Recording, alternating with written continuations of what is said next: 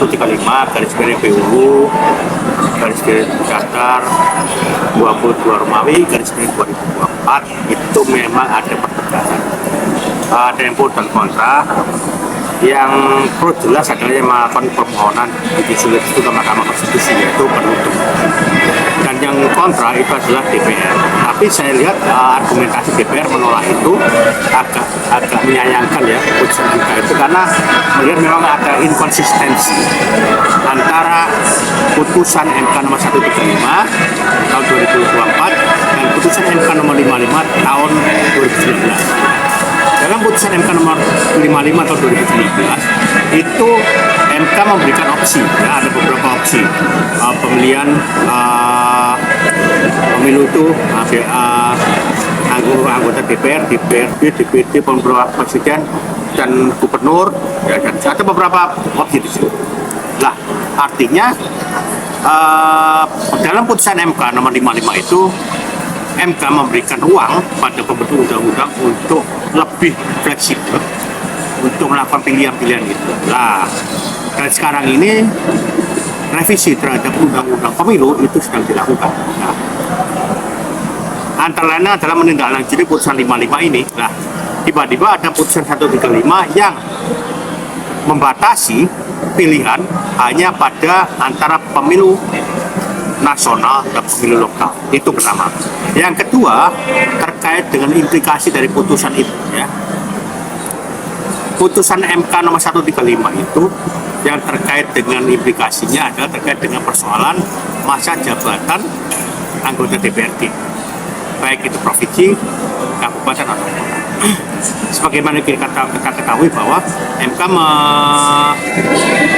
menegaskan bahwa minimal 2 tahun atau maksimal 2,5 tahun setelah pemilu nasional itu diadakan yang namanya pemilu serentak lokal, yaitu untuk memilih anggota DPRD dan untuk memilih kepala daerah, ya, baik itu bupati, wali kota. Lah, persoalan sekarang adalah kalau kita lihat DPRD sekarang ini masa jabatannya yang di pada tahun 2024 masa jabatannya adalah 2024-2029. Nah, kalau kita menggunakan skema dalam putusan MK itu maka menjadi 2024-2031. Nah, ini tentu akan jadi masalah.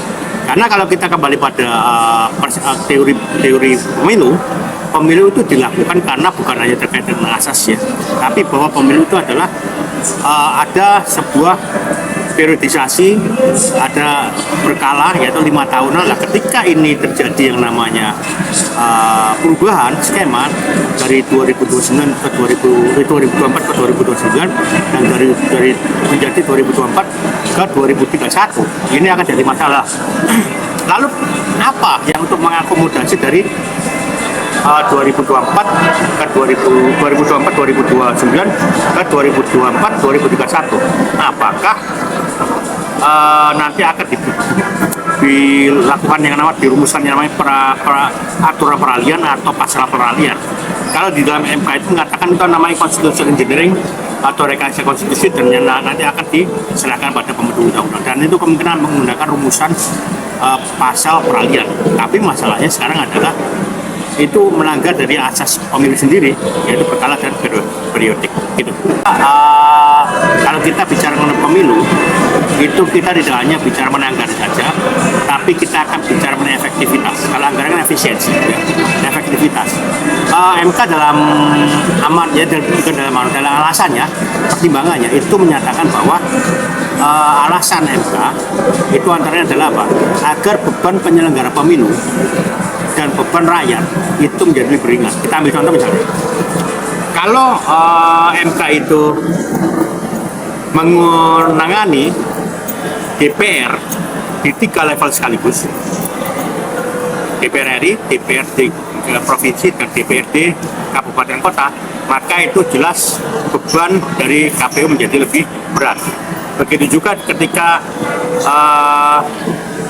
DPR RI, DPR di provinsi, dan DPR di kabupaten kota itu dijadikan satu oleh KPU untuk diselenggarakan, dalam satu pemilu serentak, lalu rentangnya dengan pemilihan kepala daerah itu hanya dalam waktu yang sama, dalam waktu tahun yang sama, maka yang dikhawatirkan adalah rakyat akan mengalami kejenuhan. Itu masuk akal, ya.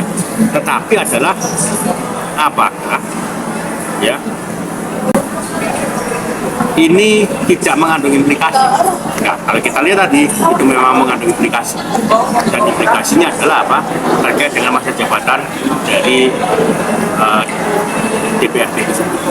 Kalau dari secara hukum bagaimana Pak terkait dengan prosesnya saat ini yang dilakukan oleh MK? Jadi begini, yang pertama, kalau terkait dengan pemilihan kepala daerah, itu saya kira tidak masalah terkait periodisasinya. Karena kalau kita kembali pada pasal 18 ayat 4 Undang-Undang Dasar Negara Republik Indonesia tahun 1945 yang menyatakan bahwa gubernur, bupati, wali kota masing-masing sebagai kepala pemerintahan daerah dipilih secara demokratis. Artinya pasal 18 ayat 4 itu menyatakan bahwa pemilihan kepala daerah itu bukan rezim pemilu. Artinya itu tergantung dari open legal policy dari undang-undang. Dipilih secara demokratis, artinya apa? Bisa dipilih langsung oleh rakyat, bisa dipilih oleh DPRD. Itu terserah pembentuk undang-undang. Nah, jadi ketika kepala daerah itu misalnya ada sesuatu ya, 5 tahun tiba-tiba 7 tahun, itu sebenarnya tanpa ada penjabat kepala daerah nggak masalah. Tinggal di perpanjang aja. Karena apa? Dia bukan pemilu, tidak ada periodisasi, tidak ada berkala di itu nggak masalah. Ini berbeda dengan DPRD, itu jadi masalah. Itu memutus itu kan ada yang mengajukan permohonan, ya kan? MK mengabulkan, menolak, mengabulkan sebagian itu tergantung dari argumentasi dan bukti yang diajukan oleh pemohon. Jadi meskipun secara realitas di parlemen sedang digodok undang-undang itu, revisi undang-undang, tapi kalau ada ajuan, maka MK ketika melihat bahwa ini argumentasi kuat, masuk akal, maka MK akan mengabulkan. Atau MK paling tidak di dalam putusannya kan tidak konstitusional bersyarat, akhirnya diberikan syarat itu bahwa itu 2 tahun atau 2 tahun setengah itu.